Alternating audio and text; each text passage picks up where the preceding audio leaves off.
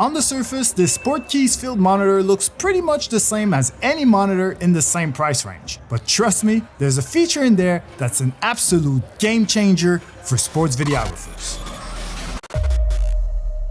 Alright, so this video is pretty much about how I've been filming a lot of football since I've moved back to Canada. Actually, 2 weeks ago, the Montreal Alouettes were kind enough to let me film at one of their home games, as long as I was willing to share my content with them.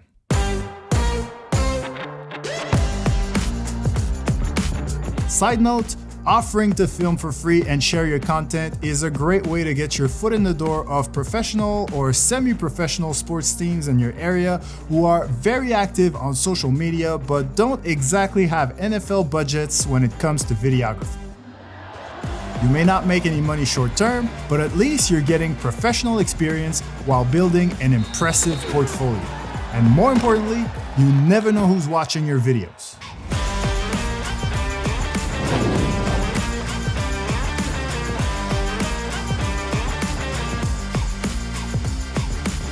Case in point, 2 weeks later, the Canadian Football League actually hired me to go film a game for them in Ottawa this time. And the good news for you guys is that I tried out and tested this Portkeys LH7P field monitor at both games, and I'm happy to report that it has everything you would need for sports videography, and then some.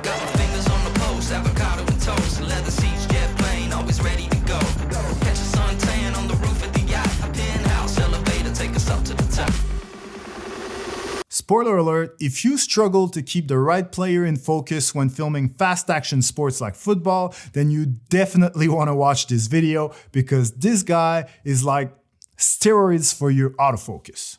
But first thing first, let's look at the build.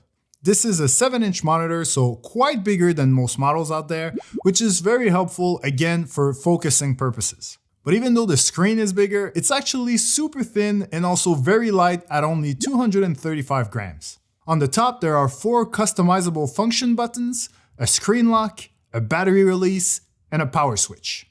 And at the bottom, there's a power input, a 4K HDMI input, a headphone jack, a USB connector, and a 1080p HDMI output. There are obviously mounting points all around, except at the top actually. And at the back, you can power this thing with any NPF style battery. Now, I'm not going to go through all the features because there are a ton of them and it's pretty easy to find videos on YouTube about this type of stuff anyway. But in a nutshell, the LH7P has all the features you need to properly monitor your exposure, your focus, and your audio. But there are a few very cool features that are a bit more unique and actually very useful to sports videography.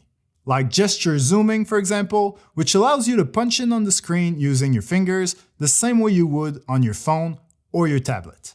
And also the guides feature, which includes preset and custom guides. This is particularly useful if you're filming horizontally, but editing mostly vertical videos. You can use the 9x16 preset, for example, to always keep your subject in the middle of your frame, and you can even mask out the outside of the guides completely if you want to, while still recording the entire frame.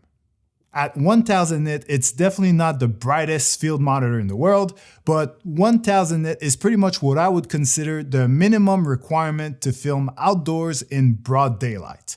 So it's not ideal, but it's definitely bright enough to see the action on your screen even without a sunshade. And also keep in mind that because it's only 1000 nit, it means that the battery life is longer and the cooling fan is really not that loud. Speaking of battery life, I was able to get 3 hours out of an NPF 970 battery like this one, but keep in mind that a lot of different brands make this battery and different brands get different results. Anyway, now that the formalities are out of the way, let me tell you about the main reason why I was so excited to try out this monitor. Basically, the sole purpose of making this video and why I really believe that this monitor could be a game changer for sports videographers. I'm talking about this field monitor's wireless features, especially its focus feature, which allows you to do touch tracking in real time simply by touching the screen. If you're like me, I'm sure you find it super annoying to monitor your footage by looking at your field monitor, but always have to look down and touch the little LCD screen on your camera every time you want to adjust your autofocus. Well, with the LH7P, that's a thing of the past. Everything can be adjusted in real time on the field monitor itself, including not only the focus, but also the aperture, shutter speed, ISO, white balance, and you can even start and stop your recordings, which is made obvious by a red line around the monitor. And I really like that because again, it means I don't have to consistently look down at my camera to make sure I'm recording. Personally, I think it's nice to have all the exposure-related features available wirelessly on your field monitor, but it's not that necessary or worth getting a new monitor for, in my opinion anyway. But the ability to touch focus, now that's something I always wanted, and trying it out over the last 2 weeks did not disappoint one bit. You on my mind a lot, don't need no time watch. I don't know how I got you in my pocket spot. Yeah, that's babe, need you every day. You like my oxygen, make it seem like the barging down. Got my heart no barging in, from the back to the floor to the couch. Might wake the neighbors up, break you in and break you out. In the end we gon' make a child, then we gon' hit the shower. Part 2 we don't need no pause. Miss me, we gon' get tipsy, don't need a power slide. All right, so we're in my hotel room in beautiful Ottawa, Canada. Got my morning voice on. Anyway, yesterday I was filming a game for the CFL. This is a gig that I got through someone that you all know very well, I'm sure. A fellow sports videographer / YouTuber, Peter Sorellis. He's been very helpful, very supportive through my whole transition back to Canada. Actually, he's one of the... In my previous video, I was talking about opportunities, people reaching out to me when I got here. He was one of those people, and yeah, it happened. So thanks, Peter. And my assignment was to film a particular player, Austin Mack, who turned out to be injured a few hours before the game. We learned that he wasn't playing. So the assignment changed a little bit, but I was basically filming particular players, like 2 on each side. So it's basically ISO on each one. So that monitor was very helpful, actually, the focus thing, because when you're filming, especially football, if you're trying to focus on one particular player, there's a lot of people getting your shot. So as soon as the players would line up, I would just touch screen on the one that I'm about to follow.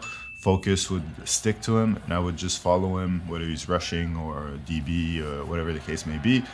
90% of the time, everything would go well. Obviously, if the play sort of comes in his direction, there's tons of flyers sort of passing me by. Sometimes focus would move away. And the one thing that's a bit annoying is that, like, because I was filming handheld, and if you're on the tripod and you're moving, it's easy to just touch back. But if you're handheld and you're filming, like, it's hard to touch the monitor while, you know, trying to follow. At some point, you're running out of hands. But anyway. Now it's the morning, I'm about to get kicked out, so I'll see you guys back in Montreal. To make the most of your autofocus with this monitor in a situation where you're filming a particular player, all you need to do once the camera is connected to the LH7P through Wi-Fi is select focus, make sure you are in touch tracking mode, and then you can literally touch whatever player you want to focus on, and you're good to go. Like I mentioned before, this is really ideal when you're shooting a particular player and sticking to him the whole time.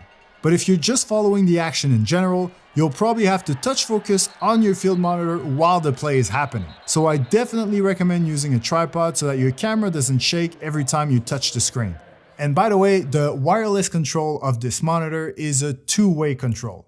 So any change you make on the monitor affects the camera, and any change you make on the camera is reflected on the monitor, which is great because it basically means that you can change some settings on the monitor, others on the camera, just based on where you like to put your hands and what feels comfortable to you, and it all works seamlessly and with no delays whatsoever. But now let's address the 2 big questions that I know I'm gonna get in the comments for sure. How much does it cost? And does this work with my camera? Because spoiler alert, unfortunately, the wireless control doesn't work with every camera. But let's start with the price. You guys know that I like to use B&H as a price reference, so on the B&H website, this monitor is currently listed at $349 US. So if you already own a field monitor, that might feel like a lot of money for an upgrade. But if you don't have one, in my opinion, this is a very good price for everything that you're getting in this one.